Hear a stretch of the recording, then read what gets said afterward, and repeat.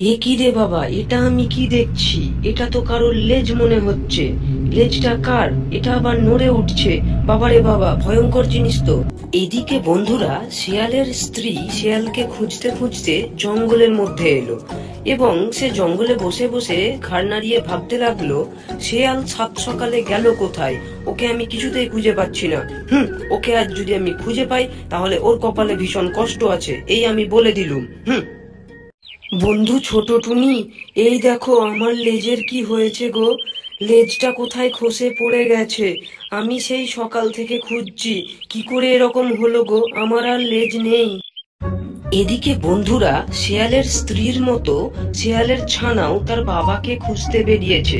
সাত সকালে বনের মধ্যে পায়চারি করতে করতে শেয়ালের ছানা যাচ্ছিল আর ভাবছিল যে সাত সকালে বাবা কোথায় গেল। বাবাকে তো আমি খুঁজে পাচ্ছি না। মা গেছে জঙ্গলের ওই প্রান্তরে, আমি জঙ্গলের এই দিকটা খুঁজে দেখি, হতে পারে বাবা আশেপাশেই কোথাও আছে। এদিকে কিন্তু তারা জানে না বাবার সঙ্গে কি হয়েছে বন্ধুরা। টানটাড়া, ডিং ডিং ডিং ডিং ডিং ডিং। এই পায়রা শোন, আমার হাতে একটি কুড়াল। তুই হয়তো শুনেছিস জঙ্গলের একটি শেয়ালের লেজ খোয়া গেছে। তুই বুঝে নে আমার হাতে কুড়াল, অর্থাৎ কি হয়েছে শেয়ালের। আজ থেকে তুই ভয়ে থাকবি, বুঝলি? এদিকে বন্ধুরা, বনের রানী মৌমাছি তার প্রজাদের বলে দিল যে জঙ্গলে কিন্তু একটি শেয়ালের লেজ খোয়া গেছে। তোরা সেই লেজ খুঁজতে আমাদের সাহায্য করবি, বুঝলি? এই বেলা যা তাহলে। মা, মা, তুমি কি জানো যে আমাদের জঙ্গলে একটি শেয়ালের লেজ খোয়া গেছে?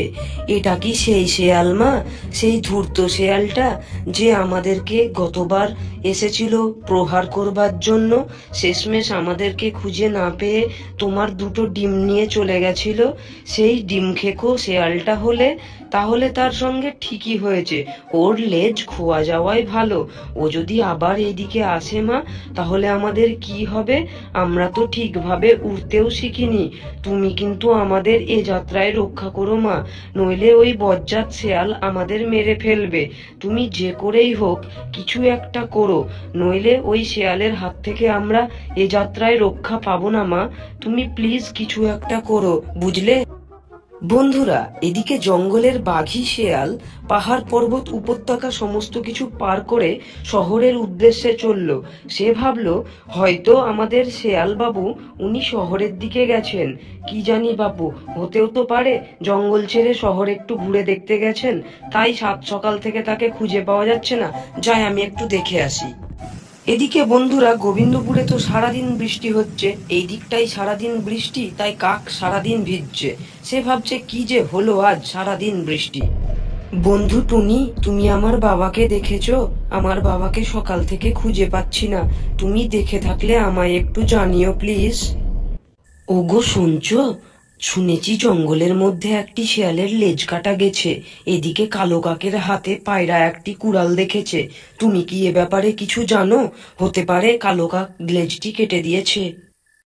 এদিকে বন্ধুরা, শেয়ালের ছানা সকাল থেকে তার বাবাকে খুঁজতে খুঁজতে জঙ্গলের এক প্রান্ত থেকে আরেক প্রান্তরে এসে পৌঁছলো, অথচ সে তার বাবাকে খুঁজে পেল না।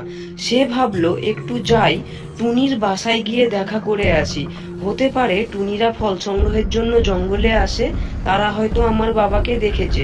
যাই যাই যাই, এবেলা পা চালিয়ে যাই, বাবাকে খুঁজে ফিরতে হবে। এদিকে বন্ধুরা, পায়রার স্ত্রী, টুনির স্ত্রী আর টিয়া পাখি উড়ে চলেছে জঙ্গলের আর এক প্রান্তরে। তারা যাচ্ছে একটি নেমন্তন্নে, কিন্তু বন্ধুরা তারা জানতোই না জঙ্গলের মধ্যে এত বড় কাণ্ড ঘটে গেছে এবং শেয়ালের লেজ খোয়া গেছে। আচ্ছা সোনা পাখি, সবাই বলছে জঙ্গলে যে শেয়ালের লেজ খোয়া গেছে সেই লেজ নাকি কালো কাক কেটে ফেলেছে, কারণ কালো কাকের হাতে একখানা কুড়াল ছিল। তোমার কি মনে হয় কালো কাকি কি এই কাজটা করেছে? এদিকে বন্ধুরা, মজার ব্যাপার হলো এই যে জঙ্গলের সুন্দরী শেয়াল সে কিন্তু জানতোই না যে তার বন্ধু শেয়ালের লেজ খোয়া গেছে এবং সেই লেজ খোয়া যাওয়ার পিছনে নাকি একজন দুষ্টু কালো কাকের হাত রয়েছে। সে এসব কিছুই জানতো না বলে সে মনের সুখে দিব্যি টেবিলের উপর বসেছিল আর গুনগুন করে গান গাইছিল। তার কোনো ধারণাই ছিল না এদিকে বন্ধুরা, শেয়ালের লেজ খোয়া যাওয়ার পূর্বে শেয়াল যখন জঙ্গলের মধ্যে দিয়ে হাঁটছিল, ঠিক তখনই তার পিছনে ধাওয়া করে একজন ডাইনি। সেই বজ্জাত ডাইনিটি শেয়ালের গতিবিধি লক্ষ্য করতে থাকে। এদিকে শেয়াল কিছু বুঝতেই পারে না যে তার পিছনে ডাইনি রয়েছে।